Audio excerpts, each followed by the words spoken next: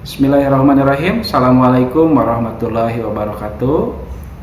Bertemu lagi bersama saya Dede Ridwana, tutor materi mata pelajaran PKN PKBM Bina Pandu Mandiri Ciamis. Pada kesempatan kali ini, di sini saya akan membawakan materi keberagaman masyarakat Indonesia dalam bingkai Bhinneka Tunggal Ika.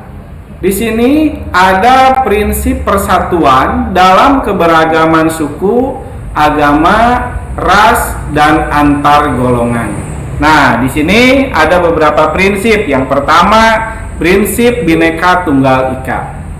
Bapak Ibu semua, warga belajar semua di sini mungkin sudah mengenal dengan istilah Bhinneka Tunggal Ika. Yang mana Bhinneka Tunggal Ika itu yaitu berbeda-beda tapi tetap satu jua, ya. Kenapa dikatakan berbeda-beda? Karena di Indonesia itu terdiri dari berbagai macam suku, ya. Terus yang kedua yaitu prinsip nasionalisme Indonesia. Nah, kita memiliki Indonesia. Jadi ketika ada gempuran dari luar dan merendahkan bangsa Indonesia, kita juga harus tumbuh rasa nasionalisme. Terus yang ketiga yaitu prinsip kebebasan yang bertanggung jawab, ya, yang bertanggung jawab. Nah, kita harus juga menanamkan kepada putra-putri kita semua untuk bisa memberikan rasa tanggung jawab, ya. Ketika apapun yang dilakukan, apapun kesalahan apapun, anak kita harus dididik supaya bisa tanggung jawab dengan apa yang telah mereka lakukan. Kemudian yang keempat yaitu prinsip wawasan Nusantara. Nah, di sini wawasan Nusantara bukan hanya kita mengenal pulau-pulau yang ada di Indonesia, tapi kita juga harus punya rasa kemanusiaan, yang mana rasa kemanusiaan tersebut itu telah dicontohkan oleh para pendahulu kita. Yang kelima yaitu prinsip persatuan pembangunan untuk mewujudkan cita-cita reformasi, ya, cita-cita reformasi, yang mana pembangunan yang ada di negara kita di Indonesia ini kita ambil yang positif. Lihat, pembangunan sudah mulai di mana-mana, ya, bisa terlihat. Itu sudah menjadi prinsip yang mendasar dari para pejuang reformasi sejak dulu. Nah, di sini Bapak Ibu warga belajar semua bisa melihat ada beberapa contoh keanekaragaman masyarakat Indonesia, ya. Di sini yang pertama Bapak Ibu bisa melihat ada masyarakat majemuk dengan menggunakan pakaian adat, ya, pakaian adat dari khas daerahnya masing-masing, ya, masing-masing.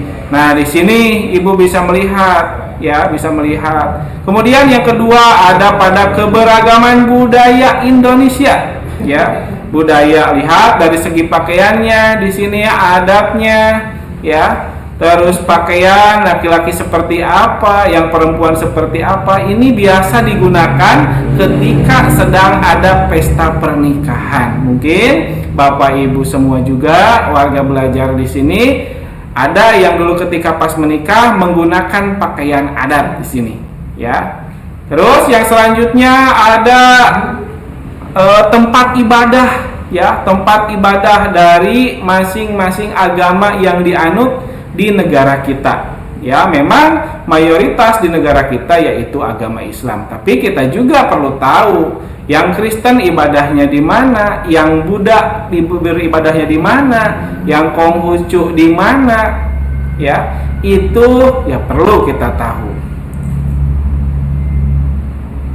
Nah, di sini ada beberapa daerah di wilayah Indonesia yang memiliki sistem kekerabatan yang masih kuat dianut.